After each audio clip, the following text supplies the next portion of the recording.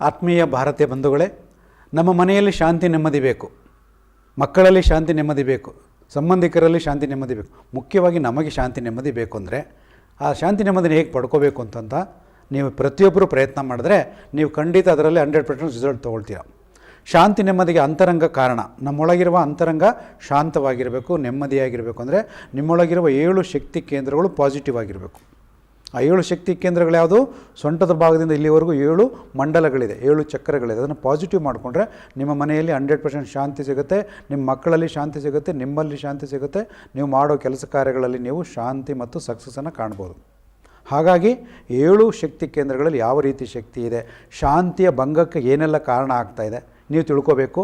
ನಿಮ್ಮ ಮನೆಯನ್ನು ನಂದಗೋಕುಲ ಮಾಡ್ಕೋಬೇಕಂದ್ರೆ ಬನ್ನಿ. ಇದ್ರ ಬಗ್ಗೆ ಹೆಚ್ಚಿನ ಮಾಹಿತಿ ನಿಮಗೆ ಬೇಕು ಅಂದರೆ ಕೆಳಗೆ ಬರುತ್ತಿರುವ ನಂಬರ್ಗೆ ಕಾಲ್ ಮಾಡಿ ನಿಮ್ಮ ಶಾಂತಿಯ ನಿವಾಸವನ್ನು ನೀವು ನಿರ್ಮಾಣ ಮಾಡ್ಬೋದು ಅಂತ ಹೇಳ್ತಾ ತಮ್ಮೆಲ್ಲರಿಗೂ ಸ್ವಾಗತವನ್ನು ಕೋರ್ತಾ ಧನ್ಯವಾದಗಳನ್ನು ಅರ್ಪಿಸ್ತಾ ಇದ್ದೀನಿ. ನಮಸ್ಕಾರ.